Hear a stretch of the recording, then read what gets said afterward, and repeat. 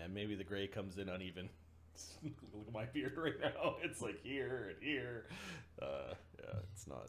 If it falls out, you don't have to worry about it turning gray. Yeah, I'm not of that genetic.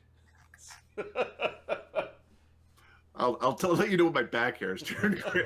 That'll be the real milestone. Greetings and welcome to Dark and Die presents Flotsam and Jetsam, Season 1, Episode 9. I am your host, but not the DM. Adam has got that responsibility for this campaign. We've got no Ahmed this weekend because he's feeling ill, and we've got no Mark this weekend because he is working. Yeah, we'll play some pirate ninjas.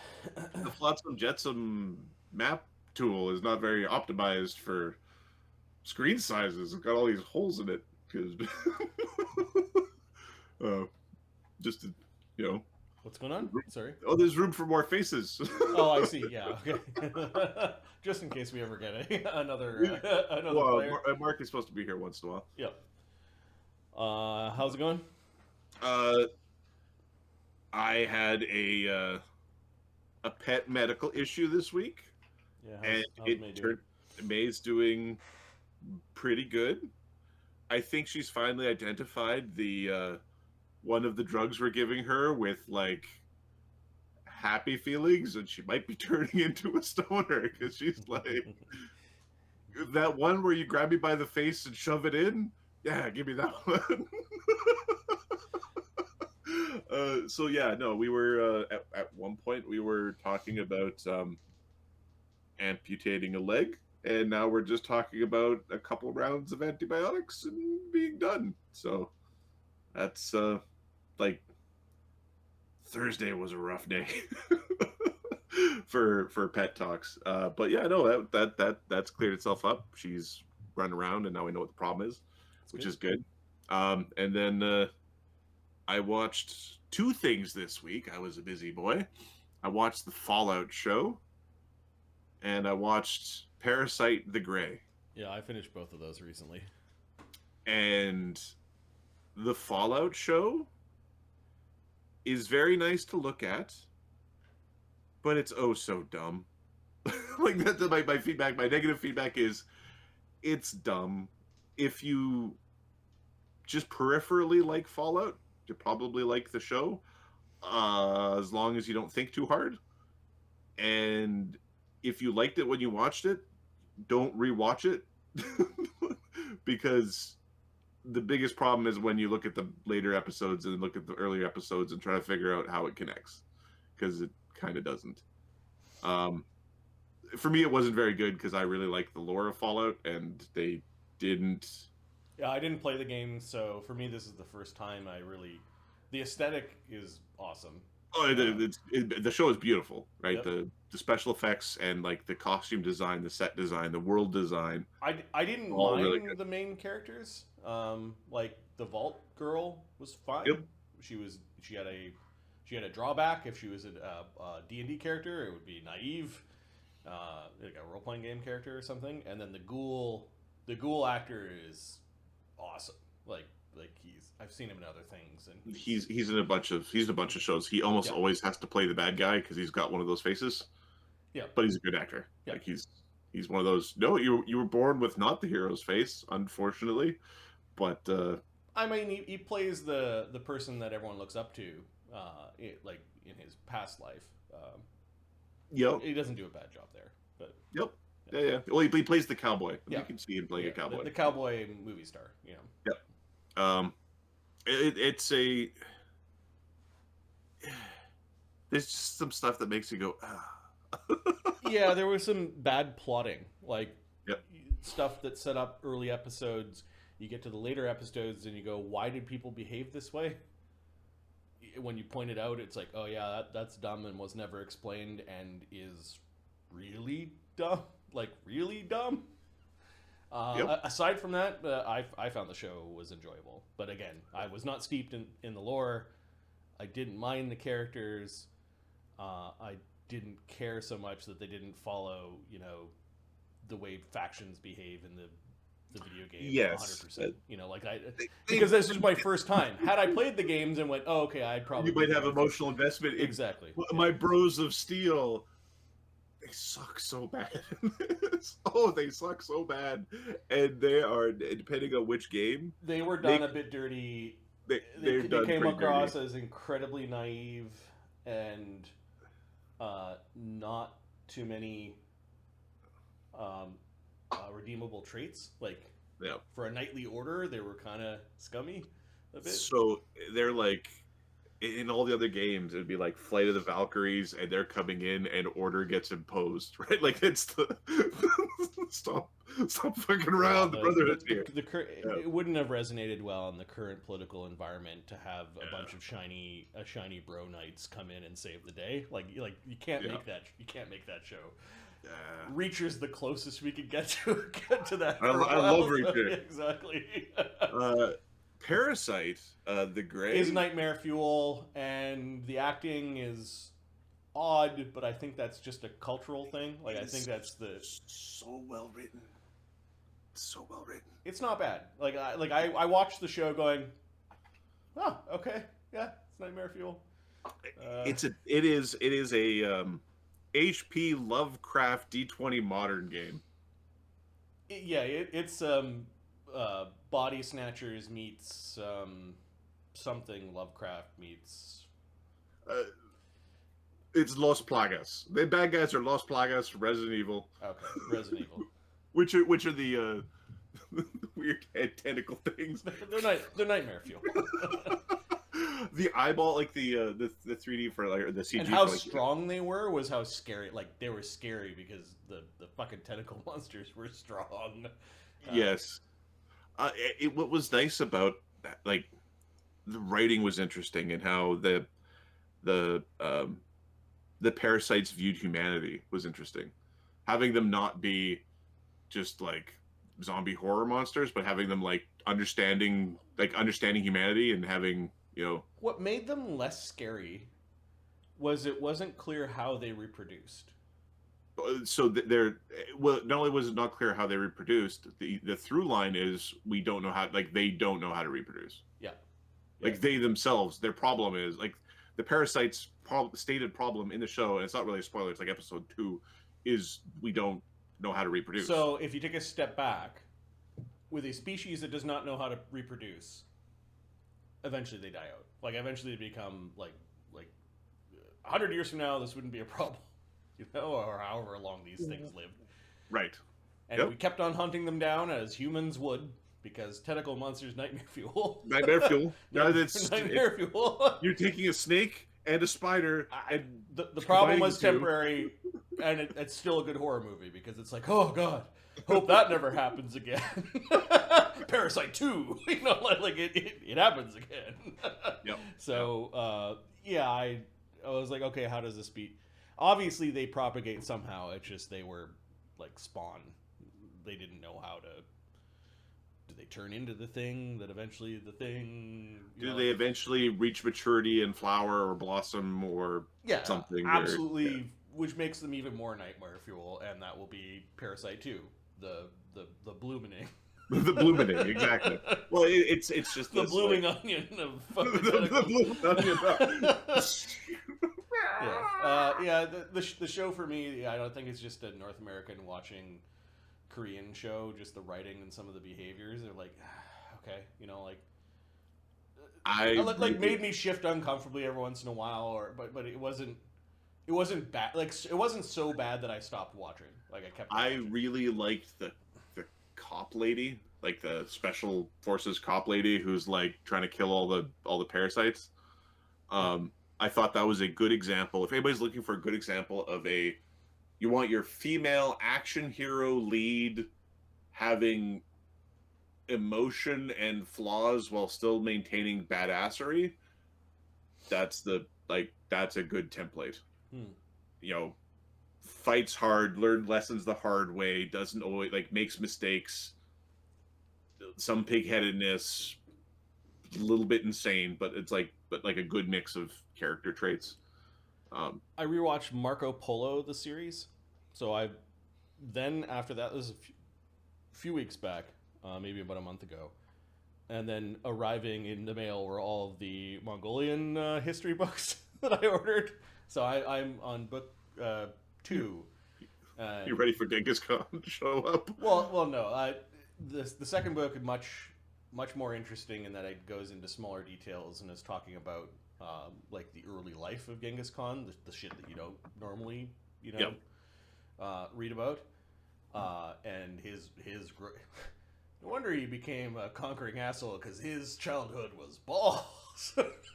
like it was not a good upbringing, but definitely the crucible from which a world conquering warrior came from. The culture was interesting. Yeah, just a bunch of things that I never knew about that culture that have been sort of filled in through the TV show and now on the second history book. And then the third book I got that was Mongol related, I think is actually like a novel based off of some of this stuff. So I have that one is on the read list next. One of the history books was very dry and matter of fact, and it felt like somebody wrote it using AI.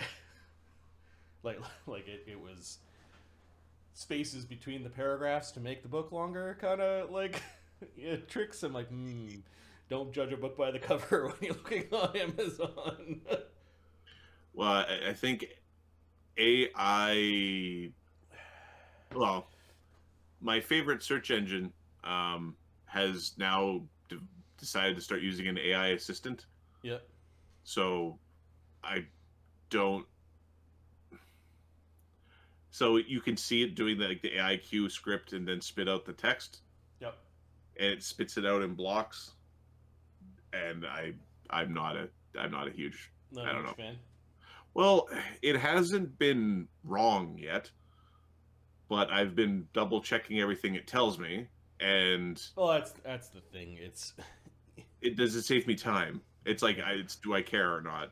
How much do I care? You either have to double check the source of the search engine link versus double check the source of what the thing is saying, and yeah.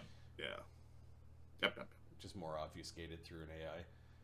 Anyways, let's do a recap what happened last game. Last game was called Flotsam. Black Dog awakens from his injury and gets his bearings. Sunwoo explores the boat in search for his formula book. Ganzorig spots a massive seabirds attacking 2 castaways aboard a raft. We're in the middle of the ocean. The crew of the Promise act fast to intervene, saving the 2 castaways and earning the trust of the captain.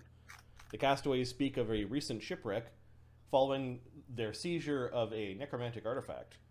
A storm delays the Promise from investigation of the shipwreck. In the vicinity of the shipwreck, the crew battles angry gars that infest the waters. Ganzorig spots a ship on the horizon headed straight towards the anchored Promise. And you said it was a matter of hours away? It looked to be a couple of hours-ish away. Okay. As the group is getting ready to dive in, I think Black Dog's going to approach the captain.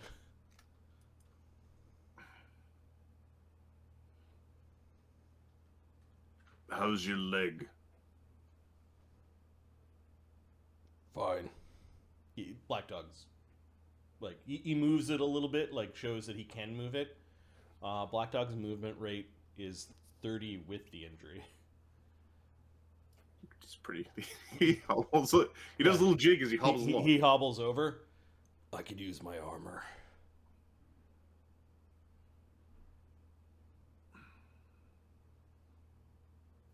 You plan on going down? He nods. Mr. Potts takes a second. He's just like scanning the horizon really quick. He shrugs, sends Grok down to go fetch Black Dog's armor. Okay. Black Dog now is going to search the upper group. Basically, he's looking for a spear. I assume for Bab, we know that piercing weapons are better underwater than slashing. Yeah, fishmen have tridents for a reason. Yeah, he's looking for a spear or a trident or something pokey.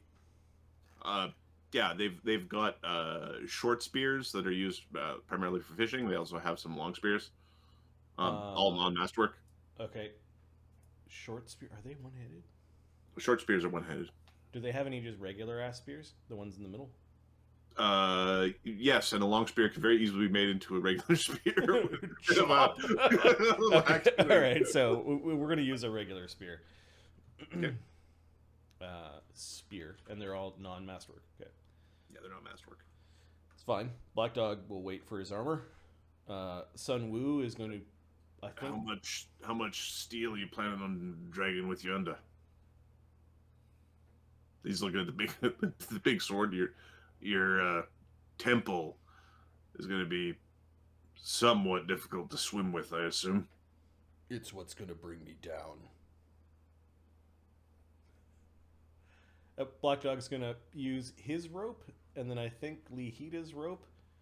I don't know how deep we think this area is. Give me a.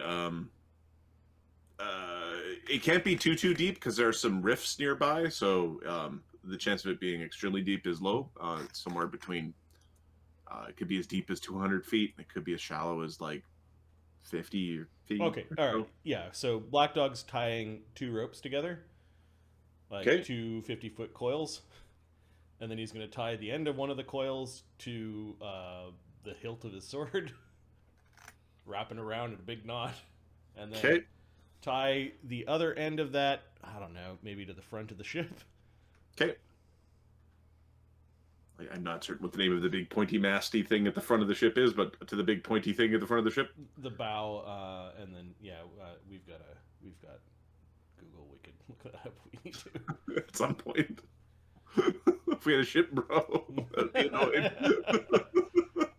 You know the pointy thing that they used to stab Ursula at the end of The Little Mermaid.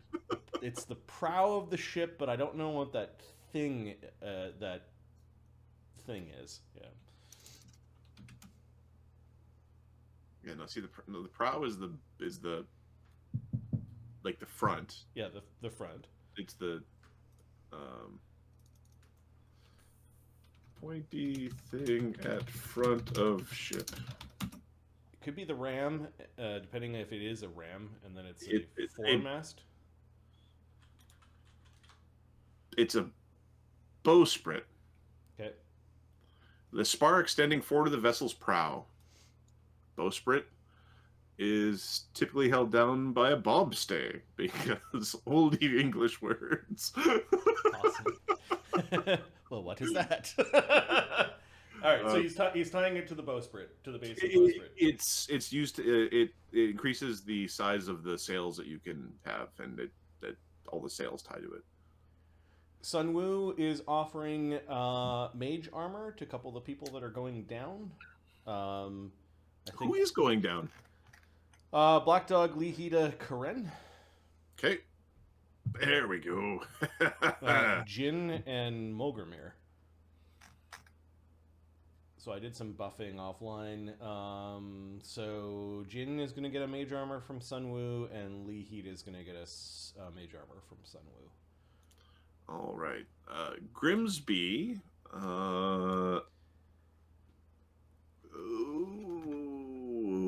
has air bubble. I picked some spells for Grimsby because you weren't doing it. I didn't. Yeah, I gave him Bone Shaker for Oracle. I saw your list of you wants Necromancy. Yep. This one shakes your bone, does damage, and possibly slows you down. And then Silence and Invisibility for Burn. Yeah, they're totally good. But yeah, air bubbles, when we're about ready to go down, we won't cast those yet because Black Dog still needs to dress into his armor. Get his armor on. Yeah. Okay, I think Chum Chum is not going down with you, but he will monitor your tied off. And if Hida recreates his mutagen, it takes an hour, so his mutagen would run out. I think we're also waiting for Black Dog to create his mutagen, which he can do from the components that Hida had, those extra components that Hida had. I'll subtract one. Yeah, Black Dog's, while he's waiting for his armor, he's tied off the sword. He hasn't thrown it down yet, and he'll brew a mutagen, and Hida will help him do that. Okay. So there's some time that passes basically between our fight with the giant fish. All the spells go down. except for mage armors if you cast those. Um, Pablo's sort of snuck his way forward. Van is actually busy working with sales, as there was a bit of a mess. He's helping with the main deck. A mess from the storms over the last few days. This is that first calm day. Sunwoo's gonna go looking around. Has he seen in the boat a spyglass? Like, does the boat have a spyglass? Let's roll a d3. On a 1 on a d3, there's a spyglass, and it's good. A 2 on a d3, there's a spyglass, but it's shit or broken, and on a 3, there is no spyglass. There's no spyglass. You found a spyglass case. Interesting.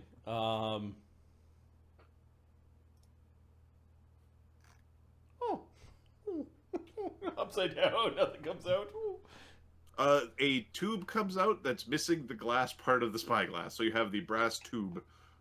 Objects viewed through spyglass are magnified to twice their size. Characters using a spyglass take -1 perception check for every 20 feet of distance. So you could use it to, like, actually for close encounters. You were thinking about reappropriating it and giving it to the Akunian that's up in the crow's nest, but. And then, well, I wonder what the craft DC is to basically turn it into a red dot for his bow.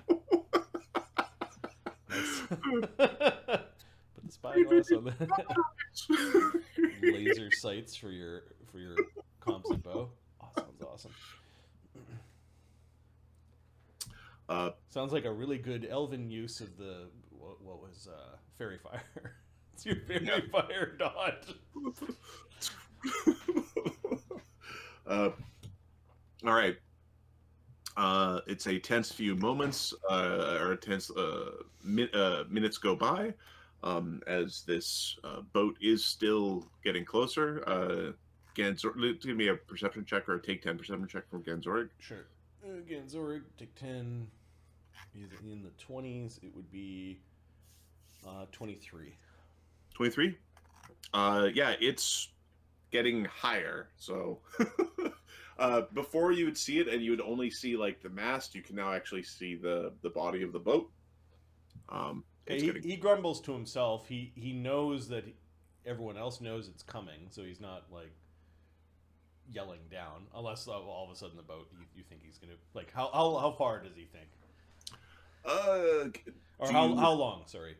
Give me a. Do you have knowledge, or you don't have geography, right? Nope. No geography. Do you have any knowledge skills? 1 rank knowledge planes, 1 rank knowledge nature, 1 rank knowledge religion. Okay. Survival roll. Yes, he's good at this. Non-tracking survival roll. 27. If it was a horse, okay, it would be here in 1 to 2 hours. If it was a horse at like heavy gallop. And does he get a sense from the time we spent on the ship how fast the boat moves relative to a horse? The boats move anywhere from like half the speed of a horse to like 3 times the speed of a horse. Ooh. So there's a pretty big window. So it could be here soon. It could be, yeah. It could be here in as little as like 20 minutes. Oh, you better hurry up down there. He finally yells, I don't know how fast that ship's going. Fucking ships. Did you say ships? No, there's a boat. There's a boat. We're on a boat. Ganzorig's already yelled that there's a ship there. Yeah. He's pointing. The ship's getting closer.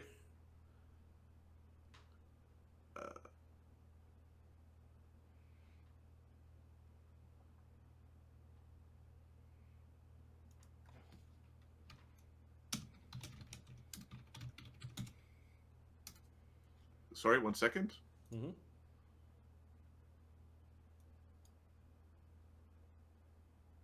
We're streaming. Hey, Mark, what's going on? Oh, there we go. Mark's muted. Hey, we got a Mark. Yeah, I have an especially non-challenging weekend at work, shall we say? So Okay. I'm you're good willing, with. You're willing Let's with. play late. Awesome. I can be exhausted. I have no fire to dodge tomorrow. Nowhere near the purposeful lava. Okay. Awesome. Let's get you set up here. It's a pleasant surprise. Also, good that it would have been really awkward if we were playing a Grand Temple. Super awkward if Ahmed didn't drop. No, well, I saw the Discord notification. Discord notification. Yep. Yeah. Otherwise, I wouldn't have. Where you saw where Ahmed did me dirty yet again. Yes. Well, this morning I got up and started doing Grand Temple prep, which means that I'm like, well, actually I didn't get too far, but a few maps were created. Good to see you, Mark. Do you know what's going on? Yes. Well, not in the last hour or so, but I am up to date as of we're spelunking into ocean. Yeah. And Mulgromere gets to use his abilities. Well, this is terrifying for all the characters that can't hold their breath for hours per level. Yes. Like, this is what he's built for. So you're here to be Kevin Costner in Waterworld. Yeah, pretty much, yeah. Even Jin's got a swim speed, but I don't think Jin breathes underwater. Nope. So the current state of affairs, Mark, the captain doesn't really trust Gaetano yet. Yeah. So Gaetano is still in his cage until we figure out what trust looks like there. Okay. Mulgromere. Eventually, trust is going to be, well, I don't think I'm being manipulated. Mulgromere came to had a discussion, and I know it's a little bit of time has passed. 1 second here. I think I caught the short version of "you can sail, people like you, you can fight. You don't have a problem with this? Okay." Pretty much. You a deal was struck with Dread Pirate Harrigan for the safety of your crew, where you'd be acting as second in command for the Promise under Mr. Potts. Grimsby. And basically, you do this job, and you will be able to command your ship again under Dread Pirate Harrigan's fleet. Okay. So done. Now, from there, you've kind of had an introduction to Black Dog, as he is a grumpy man who likes swinging a sword, who's got a bit of a bum leg and a kind of a funny gait these days.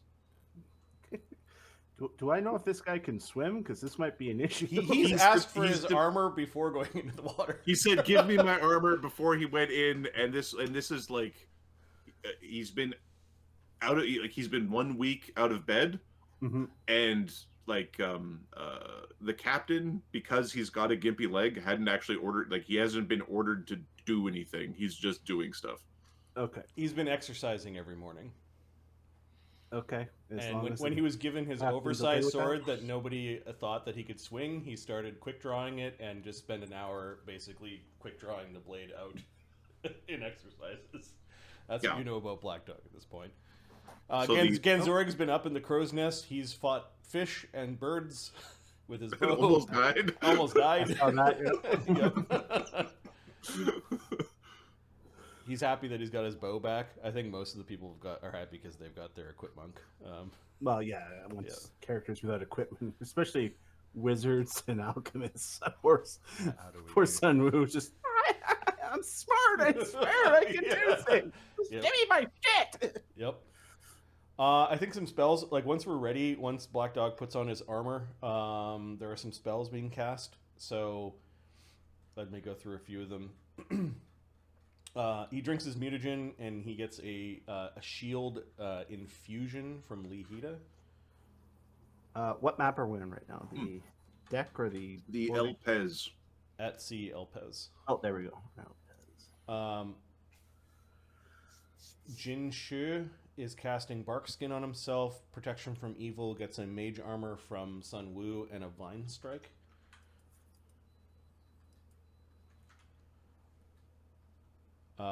Lee is drinking a shield and gets a mage armor from Sun Wu. Does Mulgromere need a mage armor, Mark? Or does he wears? He would prefer a mage. What's he wearing? He's got studded leather. It's masterwork, so there's no penalty. He won't waste a mage armor. Okay. If someone else can use it. He does. I don't think with a swim speed. I don't think he loses his dex in the water anyway. No. Lee doesn't have enough extracts to offer another shield. That's unfortunate. Okay. He can do his own shield, but it'll be lot. And then we need air bubbles from Grimsby, if that's all right.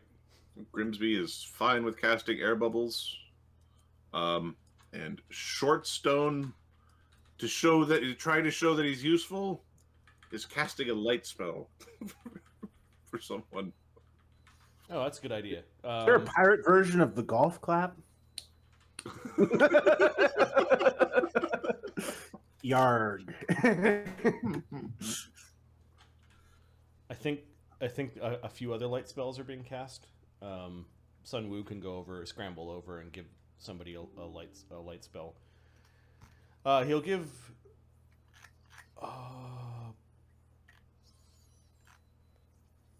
Hida the light spell. Jinshe can, who worships light, is going to cast light himself. Let me double check that I wasn't stupid. It happens. It happens to the best of us. Prepared casters, Yeah. Okay, no, light spell. No, he prepares light. I'll fix Kahren on tomorrow. Tomorrow he'll have a light prepared. We shall bring the light of dawn to the dark depths. I'm still waiting for the map to. And free their treasure. Free the treasure. Woohoo!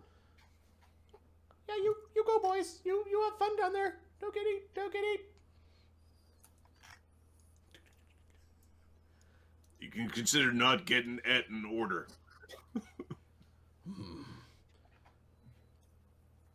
Black Dog has got his massive sword tied to 100-foot length of rope tied to the, what was this thing called again? It's a bowsprit. Bowsprit. He's got it tied to the bowsprit of the boat, and he's like looking to Mulgromere, like, "Are we ready?" He's dressed in his. Few men would choose to swim with an anchor. Interesting choice. That's how I'm getting down there, is what he says. He tosses the sword in and then grabs the rope and follows the sword down. For the rest of you, just so you know, that's not actually swimming. Black Dog's letting the weight of his sword, which we probably should determine. Yeah, what does a huge greatsword weigh? I don't have it written down. Oh, it would be. So a greatsword is how big, Adam? Is it times 8? It would be times 8 to go from large to huge. From medium to large. And then here. Okay, so 64 pounds. And then from large to huge? No, it's double weight. The rule is double weight for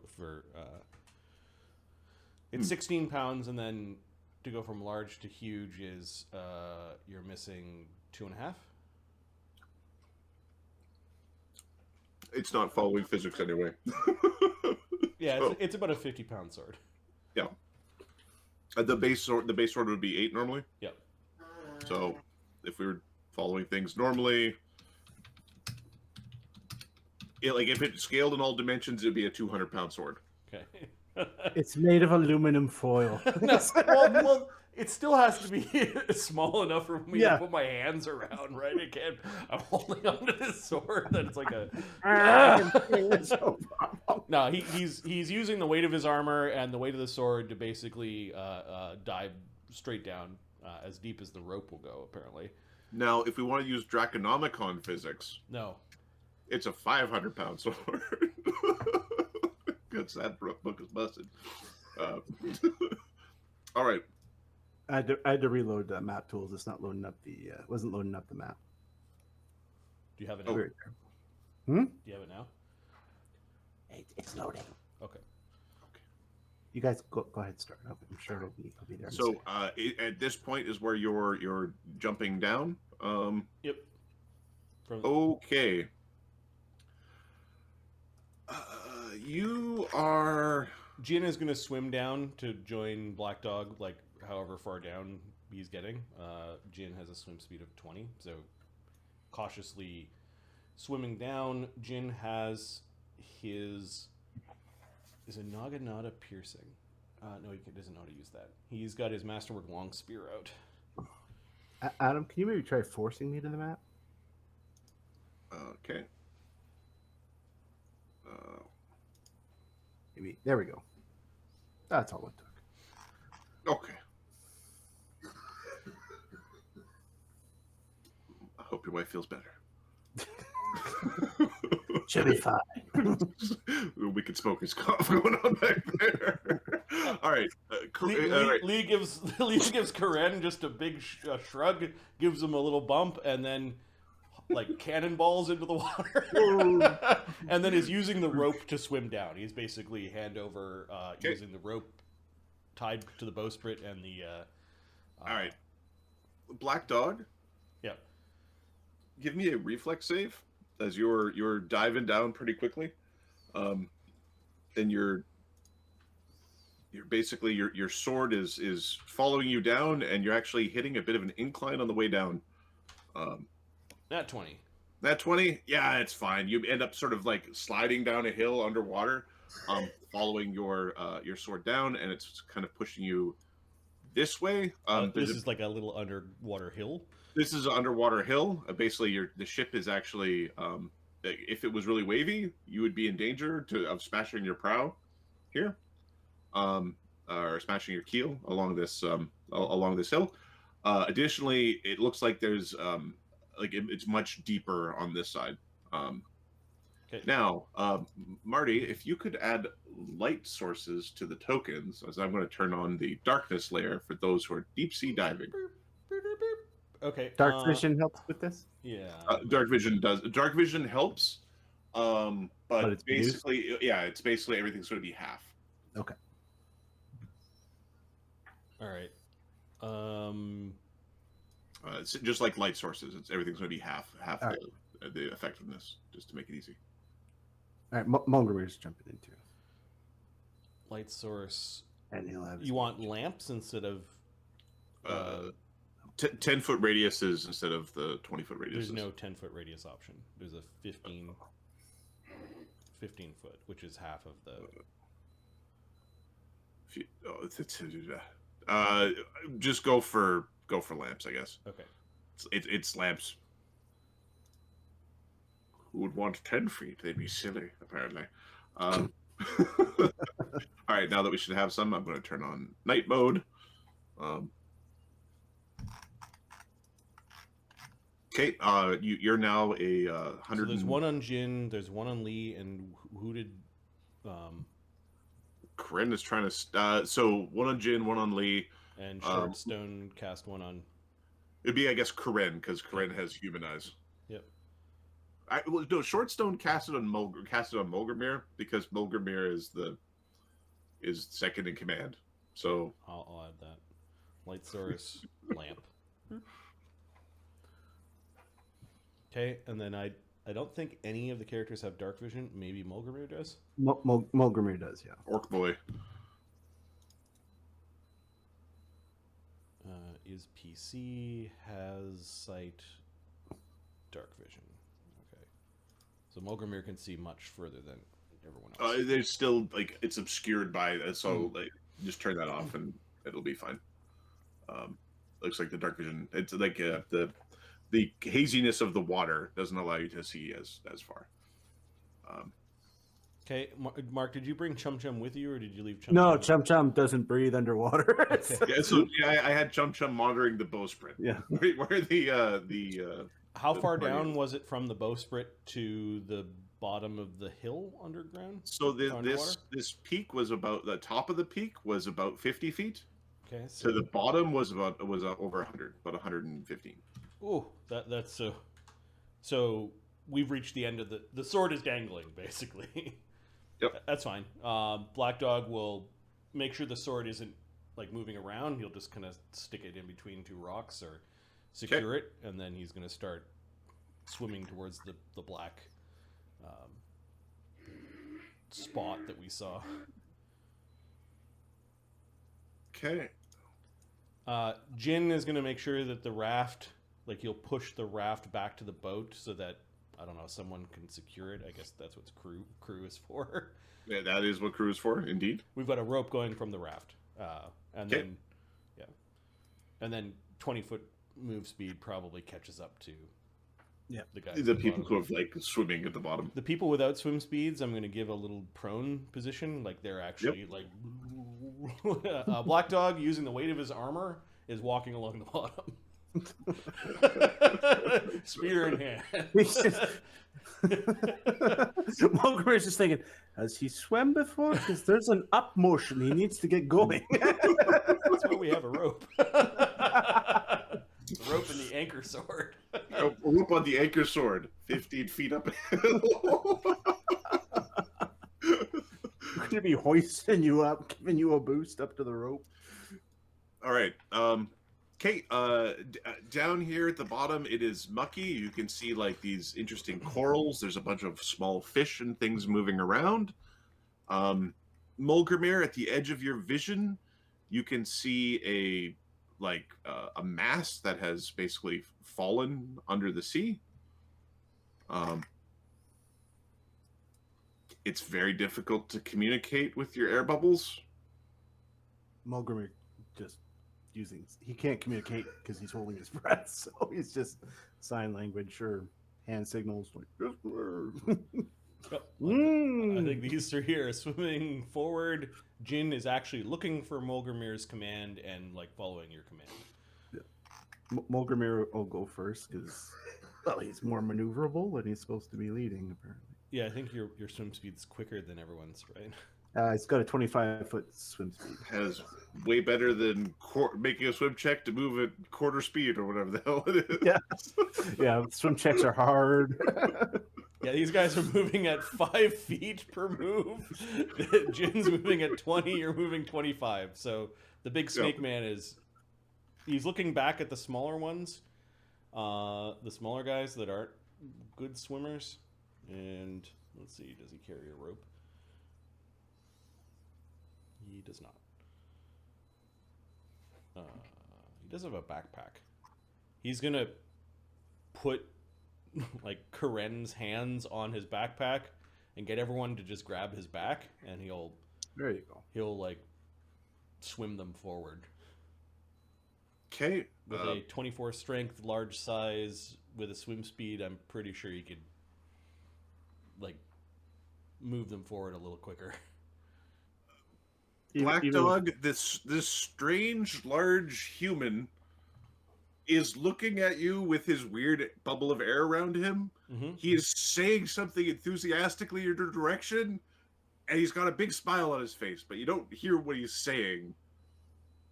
But he's just there. He's enthusiastic and happy looking. You think he's a moron. Yeah, Black Dog thinks he's an idiot. Although he did see him climb heroically the mast in order to save the archer during the fight against the birds. So it's not, he thinks he's an idiot who's not useful. So he just grits his teeth and grabs the back of the snake man. He doesn't necessarily like it, but warriors are supposed to not like things, but they don't complain. Like they just don't. The other guy thinks this is great. Lee Hida's got a big fucking shit-eating grin on his face. You could hear like his low, rumbly voice. They really. He grabs a hold of the snake man and will be pulled forward. All right. And Mulgromere turns around and look. Lee Hida just gives him a big thumbs up.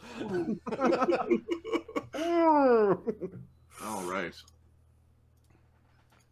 You could tell that Lee Hida was looking at your webbed fingers and feet, though. Okay. Like They're noticing that you're fucking Kevin Costner.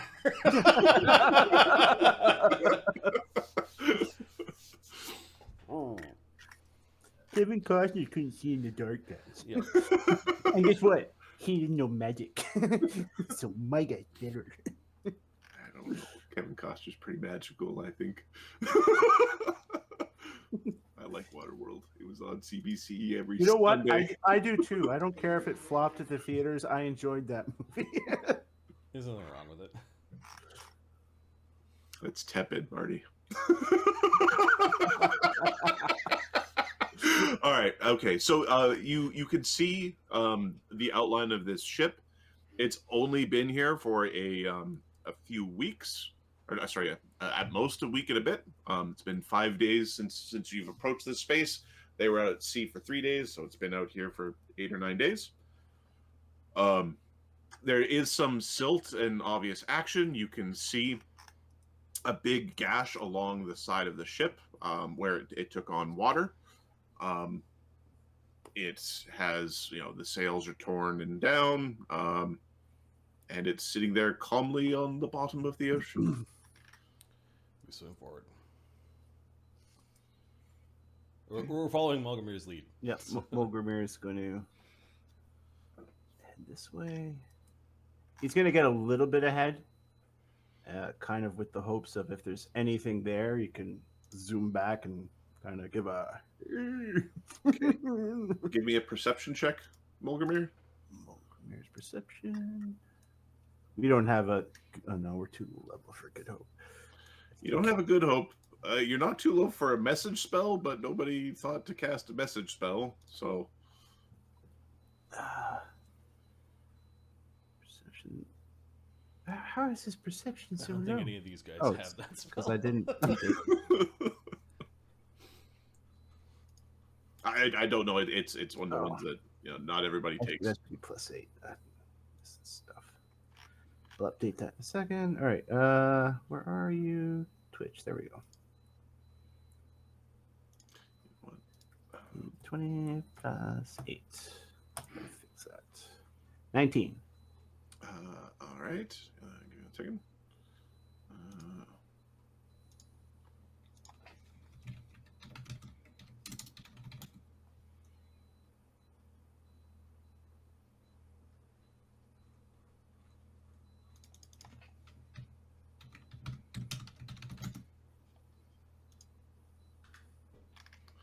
All right. 28, you said? No. Oh, sorry. 19. 19. That is very different. Okay. Yes, very, very different. That is very different, plus water.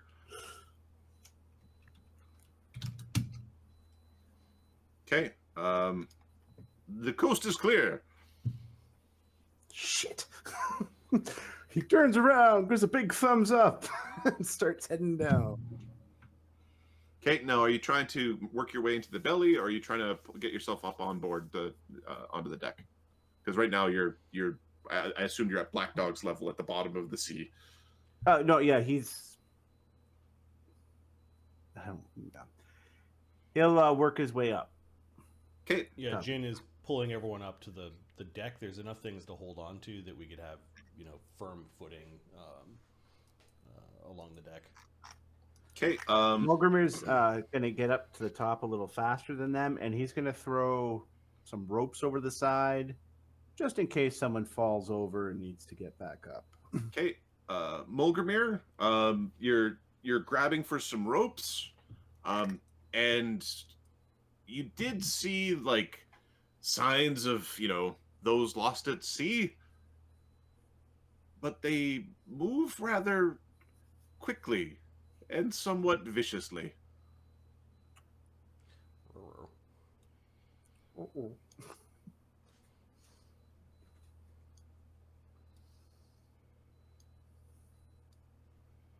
As you get ill surprised. All right, there's going to be a... let's get the initiative sheet going, which I don't have in front of me. Let me open. What are these skeletal pirates? These are skeletal pirates. What's their initiative mod? You bastard. DR bludgeoning underwater. Yeah. You bastard. Half damage or DR. Quick piece of math. Their initiative is +6. Ooh, okay. We've got a Mulgromere on the initiative. We've got a Kahren, yes. Black Dog, yes. Lee is on it, yes. And Jin, yes. All right, I'm gonna. Anything else? Just put down surprise with a +8 initiative and a surprise 2 Okay. with the +2 initiative, and we'll see if they All right. play. Ganzorig's not here. Grimm's. Oh, fucking Mulgromere got a 0 on it. Oh no! Where's your Charisma AC build now? Oh god, you have a -1 initiative. Yeah, I do. Yeah, that is the downfall of this build. Doesn't react too quick. It's not as bad as that Darien the second build where, with the curse of your initiative can't be higher than your level. That's a weird curse. Yeah. So first level, your initiative is always 1 at best.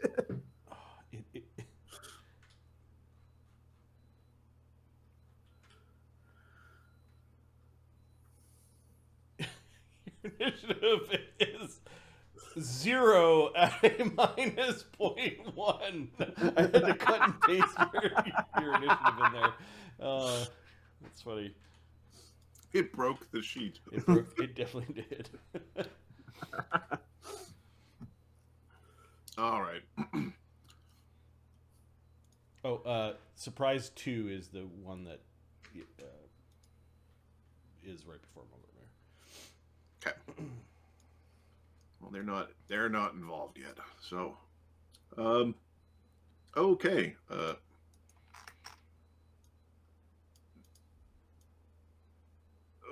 Can make it. This one is just moving in. Actually, this one, yeah, it's moving in. This one is just double moving along the ship. This one's taking 2 attacks at you. 1 attack for each, as you're surrounded by these raggedy. And they're walking humans. along the top of the. They're the walking deck? along the top of the deck. Yep. Okay, so they're at half movement if they have firm footing. Yes, and they have firm footing, and that is half movement. Awesome. All right, and they are. So let me just see. This is the weapons that they have. Clubs. Come on, clubs. No, they have falcatas, which are slashing, weapons. So it is -2 to hit, I believe. Yep. And half damage. And half damage. All right. Okay. With their dirty falcatas, they are slicing at you. Dare you? Okay. None of them got into flanks. -2 for being underwater. AC 19, AC 25 critical threat. That's a hit. Sorry, 25. It's not a critical threat. Falcata is a 1920 crit weapon. And AC 12. This just the 25. Okay. The second swing. AC 12. Were you surprised? Oh, uncanny dodge. You got uncanny dodge last level. Nice. That's excellent. So no sneak attack applies. So your charisma applies. I am sexy in the water with my flowing hair. Not the face. Not the face. Oh, that's hilarious. All right. Living in my French accent. Oh. I am Mulgromere. 7 damage becomes 3 damage because you're underwater. Okay. Can I do the thing where I just absorb some of that with my con? Yeah, you could do a reaction to absorb 2 of it with your con. Yeah, okay, I'll just take 1 damage. Okay, and then I need a fortitude save against the grossness of these blades. Shit, should use my armor. All right. 1 and fortitude save. I mean, you could have used your armor because it wouldn't have damaged your armor. Your buckler has a hardness of 11. Oh, sorry, a hardness of 11. Oh well, then I'll do that instead. There's no reason not to do that. Yes. Okay. Okay. You get surprised. There's a bunch of clanging. That's the end of the surprise round. They're going to wail on you again as their first and the second round of combat. Just quickly over waving everybody up. All we see is like some disturbed sylvan shit. Mulgromere flailing.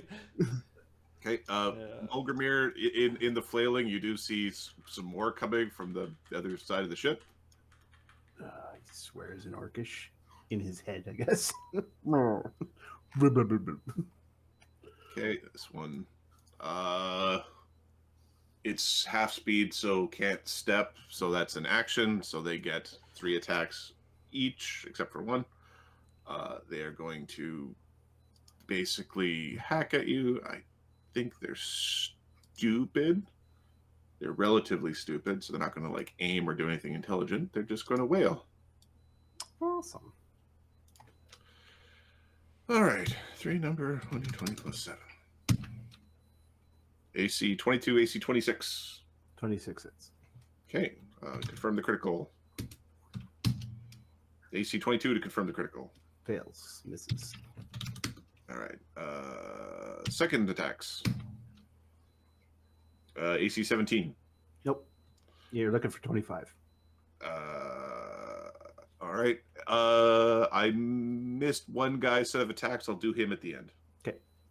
All right, and then 3 number 1d20. These are just rolling for 20s. Nope. Okay, now the guy who I missed, who only gets 2 attacks. AC 22 and AC 5. Okay.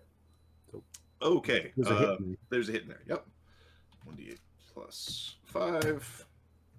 8 damage becomes 4 damage. You've already used your reaction, unless you have something to give you more reactions. Although... I do not. No. Okay. The And Dex 8 guy is not very reactionary. and it's icky. A fortitude save, please. I'm just seeing if I got. No, I don't. All right. 4th level character. We're not. All right. Fortitude save. 21.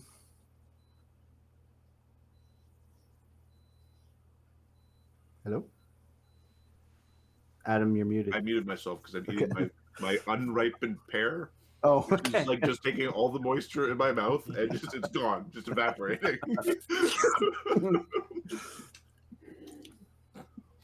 Right. This gash across your shoulder immediately gives you this weird numbing sensation and this urge to poop. Like it's gross and you feel bad, like you feel uncomfortable. Okay. You made your save. I made my save. You don't want to not make your save while holding your breath underwater. No, one does not want that. No. All right. Hurry up! Okay, next. As I open up the combat sheet, there's a surprise.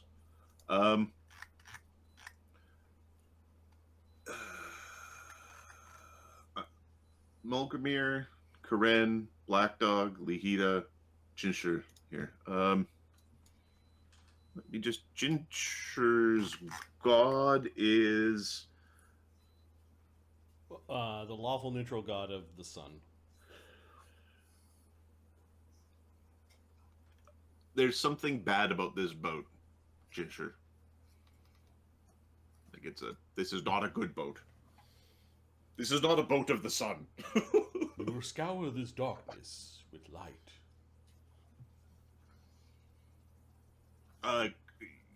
You don't breathe underwater? He's got an air bubble. Okay. These four, yeah. Kahren is coming in really, really awkwardly close to make your air bubbles touch. And goes, what? I can hear you. You were saying something. This is awesome, by the way. Something's happening. I sense a fell disturbance. This is a boat of darkness. Prepare yourself. Surprise, so it's now Jin's turn? Yep. Okay.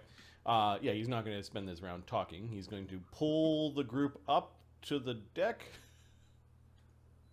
avoiding this stuff. Okay. He sees rotten people. Yep. You know that in 8 days, people shouldn't be stripped so low on flesh. Most unnatural. He is going to channel positive energy to harm undead.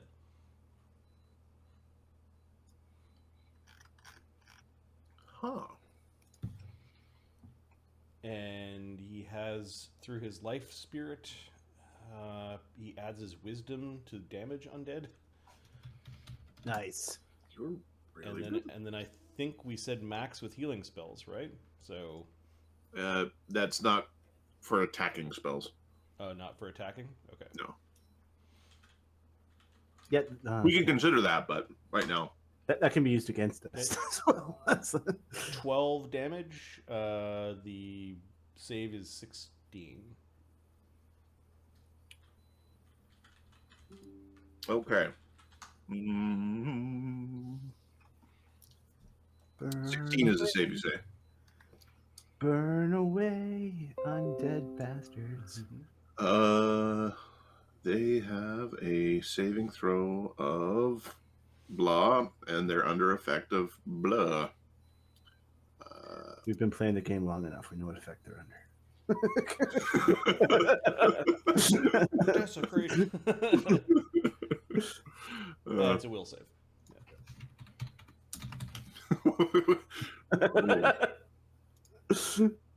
Oh, okay. Yeah, Jin calls out in the air bubble, "Our monitor, scour this ship of darkness. Burn the undeath from this world." All right. Sizzling happens. 19, 16, 15, 13. 2 made it, 2 fail. Okay. And it was how much damage? 12. 12? Okay. 12. 12. 6. 6. This damages these bones. They are not bloodied. These things are tough.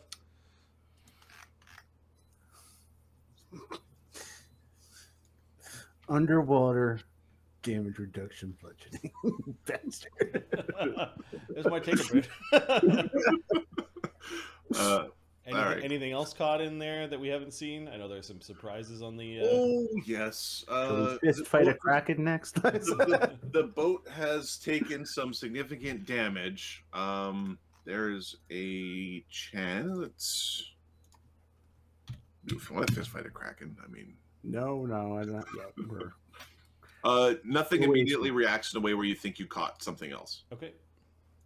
That was a standard and a move, so Jin, I don't think has any. Let me just check his powers. Does he have any swifts? Swifties. No is the answer. Channel of ultimate destruction. Is pretty sure it's a swift. No, it's Yep. something I made up in my head. Okay. Bet you these skeletons are good at grappling. That or not. No. And I'm pretty certain grappling isn't reduced by half underwater. Nope. Grappling works. Weird. They're not strikes. Okay, no, that's Jin's turn. Okay. He will 5-foot step as a swift All right. to get everyone onto the. Kahren is going to take an action to set himself on the boat. He now is no longer connected to Jin. Yep. Sure, allow Jinshe to like move out, like step and stuff with them. So he's unmounted in a non-combative way. He's then zipping across the boat and is going to. I mean, their bones. I think we giant Tetsubo them. It was going to be Shiva thing, but I think if we're taking penalties anyway, we just giant Tetsubo them. So if he's considered braced, he's at a -2 to hit with his bludgeoning weapon. All right. So he. It looks like he's got a flank with. So he wasn't originally planning on doing this. So he set himself on the deck. Mm-hmm. He moves into position. He is going to. He can either pull out the Tetsubo or he can like punch. I think he's going to pull out the Tetsubo this round. He's providing a flank for Mulgromere. Now, I know you didn't cast his spells beforehand. Can we say that he's put up his protection from evil and his weapon of awe? I put up mutagen and protection from evil. Okay. We can put up a weapon of awe. I just didn't know which weapon he would be doing it with yet. Okay. Which is why. That's fine. Okay, great. All right. I did look into Marty. I will uncheck the prod from evil. I just put them on his token. Cool. Mr. Lee of the Hida. His move is. So you need to dismount. Yeah, he will dismount. So that's a move. Yep. Then he moves at half, which is 15. Putting him here. Lee had in his hands his. Actually, he doesn't need to be that close. He has his lucerne hammer that he went diving into the water with. And he's going to blast, I think, this skeletal pirate. Okay. It's a masterwork weapon, his melee. Okay, he will power attack. +9. He is got his mutagen. -2 for underwater. His masterwork lucerne hammer or raven's beak is called Meteor. AC 13. I believe that misses. Yes, that gets deflected by a tiny shitty buckler. He's trying to hook the thing. It's not going so well. I think he's done.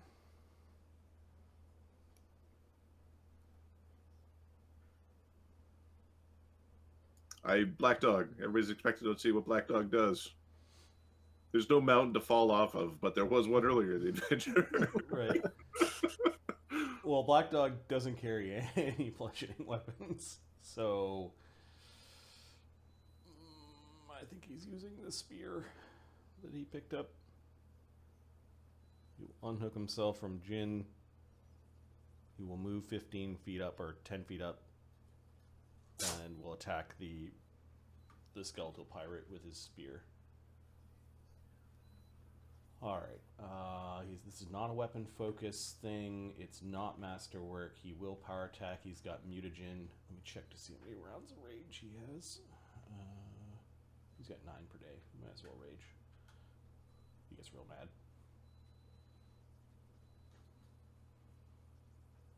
Okay.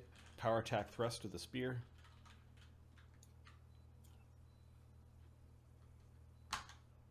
AC 22. AC 22 hits.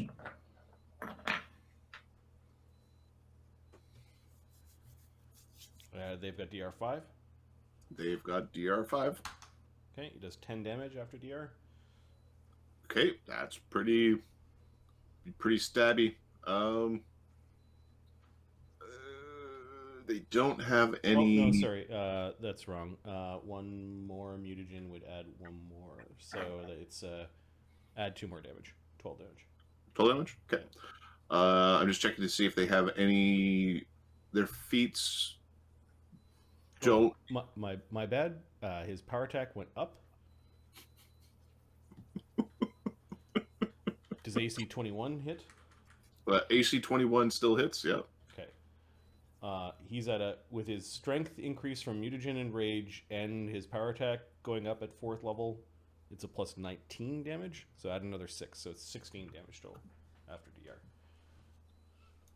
Okay.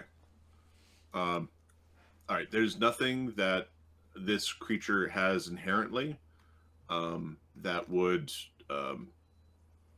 make it in its undeath form realize that it should be using armor and stuff. Mm-hmm. So it just kind of gets stabbed. What was the damage total again? It was 15? No, 16 after DR. 16 after DR.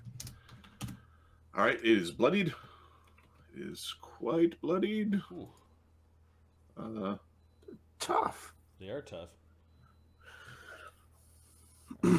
Yes, it is quite bloody. So he got off Jin, moved, and attacked. So he's done. All right. I'm going to start closing some of these sheets on my machine because I keep opening them and going, that's the wrong sheet. Surprise 2. We've got channels going off. We've got other things happening. Mulgromere. You see these. You see a decrepit-looking female-ish thing swimming out of a cabin back here. Good God. Yeah. Oh, that's not right. Just zoom in. No, thank you. That is not a mermaid. There's a couple of them that sort of swim out of the shadows. She's the mermaid where the beauty's on the inside.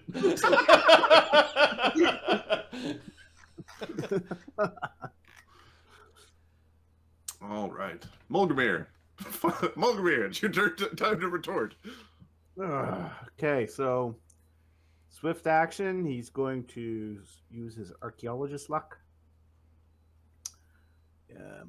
One action, he's pulling out his Nodachi. And he is going to stab at, because they are slashing or piercing. Nice. Skeletal Pirate 7, because they need to go away quickly. These things. You want Maybe less I of them. Or maybe I should start at the other end, because you guys don't move so fast. Yeah, we'll start at the other. The flank, though. It's hard to give up the flank. All right, we'll start with this guy. This fella here in the flank. Okay. All right. And no penalty if it's piercing, right? There's no penalty if it's piercing. All right. And he's got his And you have firm footing. If you were He's just got swim speed. if you were just swimming around, oh, that's right. You have a swim. got a speed. He's always got firm footing because we're in his domain. That's right. Waterworld. 25. Yeah. See if hopefully this kills him. Destroys him plus 17, 18. No, sorry. Give me a second here. 17, 19. All right. 20 damage. Minus Minus 5. 5, still enough to destroy this pirate. All right. And we'll start up here. There's this. As this pirate falls, it oddly becomes like fleshier and rotten in death. Okay, something very wrong here. I don't know if we have heal as a skill. He does not.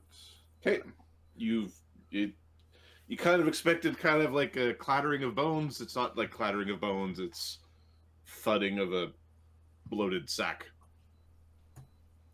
All right. Second attack on that far skeleton, AC 26. Oh, yeah.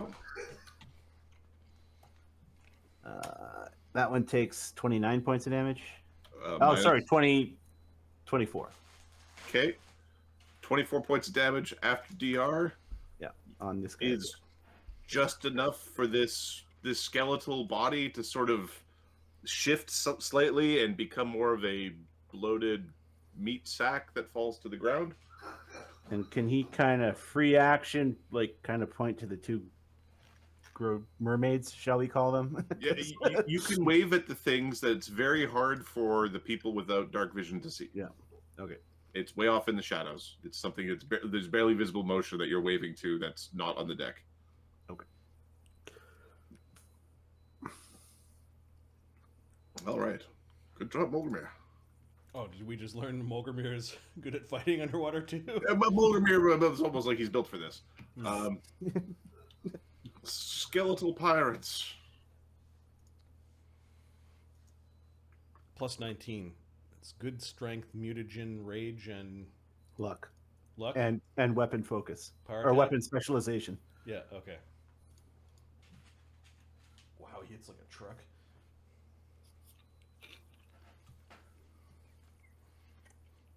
That one ends up in there, but isn't able to make an attack this round. Lee Hida, there's an AOO. Oh yeah, with my Lucerne hammer. uh-huh. I don't know how many. I don't know if you're a combat reflex boy. It's a monk, he might be. Yeah, he's a throwing monk. He had other feats to take. So, nope. Okay, Mulgromere, you're getting attacked by. Actually, I think we're just trying to kill the Mulgromere. We've got 3 attacks on Mulgromere. One of them had to triple move. Okay. All right. The surprise went on, so they have a slightly better bonus to hit.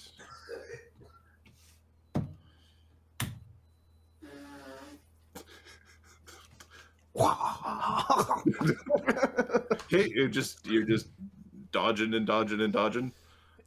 AC 16, they're apparently dodging too. You stab between a rib where there was no flesh. Stand still, ugly. AC natural 1 against Mulgromere. Does AC 14? It does not. Oh, that's not. They don't take ability. They don't take ability. Oh, that's right. Yeah. But that would have been Part of bad. his cheek gets ripped off. He's uglier. Oh, I'm touching the whole, like, his jawbone is half ripped off. Okay, the next next is surprise. There's a How many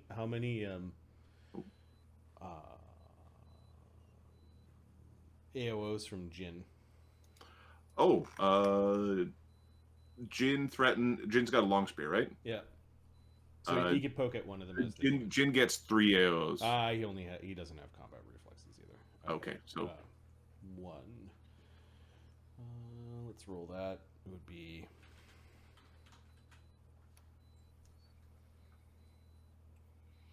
plus 9.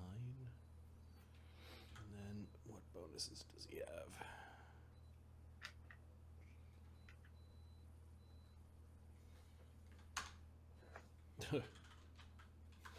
Nat 1 would have hit with a nat 20. Got caught into some of the rigging. all right. The surprise. Jinshe's got heal, right? As a skill, yep. You feel another wave of discomfort here, Jinshe, as a reaction, these beings are cursed, and this skeletal form that they have is like a curse. As in, when they're being destroyed, they're not maintaining skeletalization, right? Their flesh seems to be like to reappear upon their death. They're bloated, what you'd expect to be like waterlogged, bloated corpses, full of like.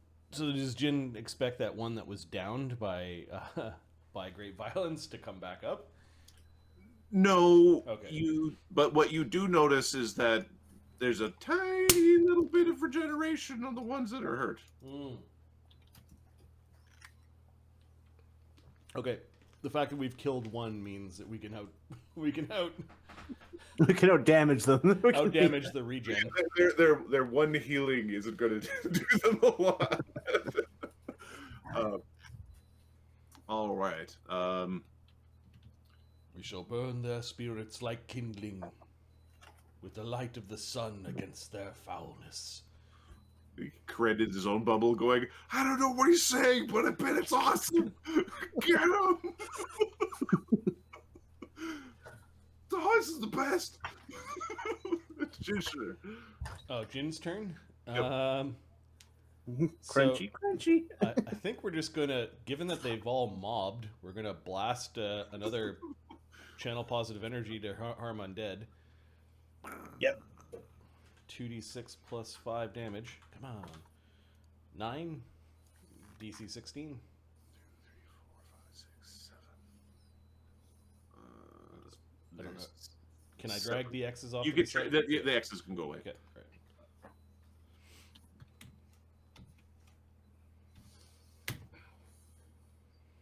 right. DC 16? Yep.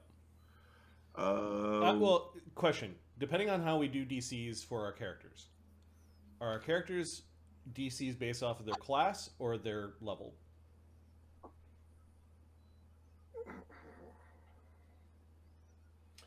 If I take one level of cleric, Yep. I am 20th level. Am I 20th level channeler? Is the question. So the number of spells you have shouldn't go up. Mm-hmm. But the fact that your caster level should is what I'm saying. I'm saying your caster level should equal your character level. Your spell power should equal your character level, not.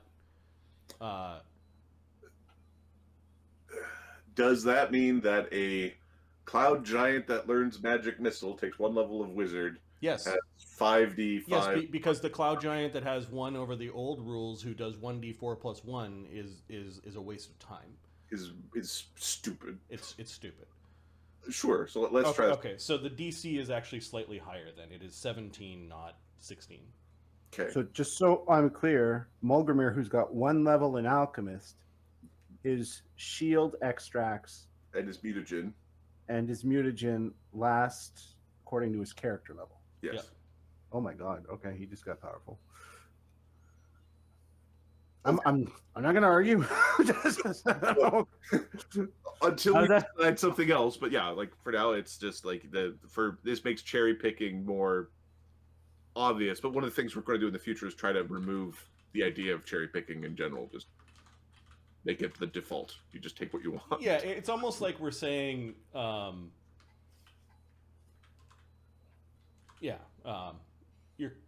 your caster level, your spell power for anything that you use is your level. Yeah. Yes. Yeah.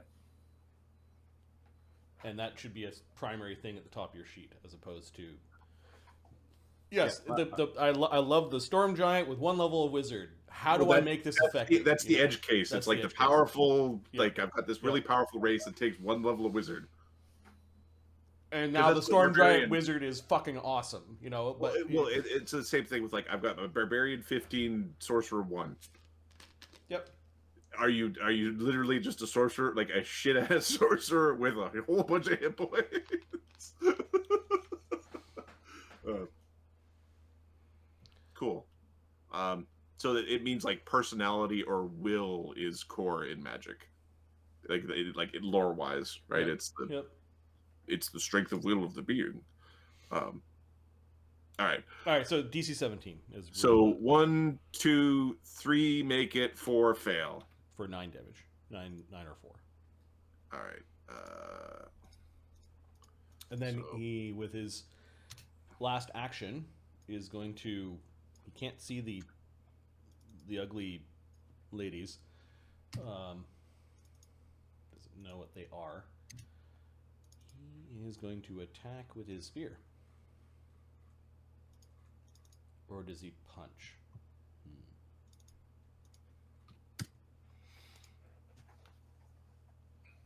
If he punches, he's still doing half damage. And he's at a -2 to attack. No, we'll use the spear.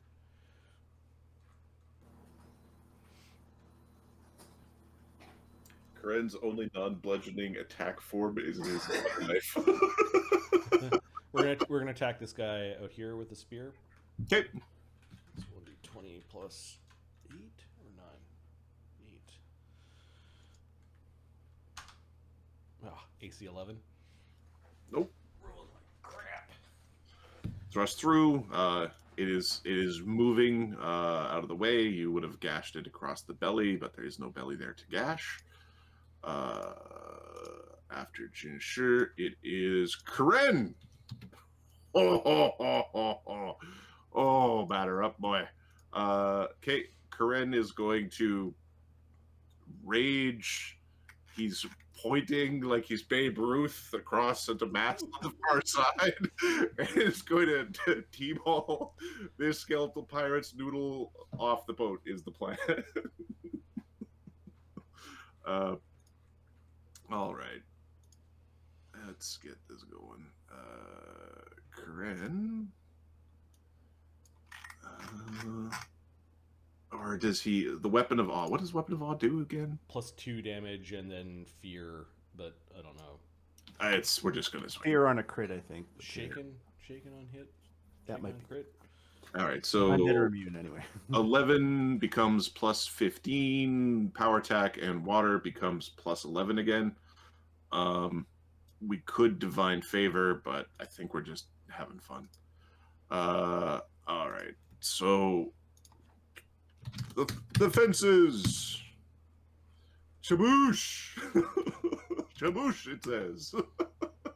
All right, so that is 1d10 plus 5 plus 3 plus 3 plus 6 for rage, mutagen, and power attack.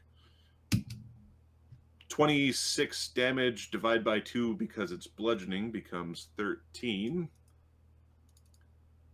which is, or because it's bludgeoning underwater becomes 13. He's got this look on his face like he didn't expect it to suck that bad. He's going to aim and then swing again. Plus 11 plus 2 minus 5. AC 24.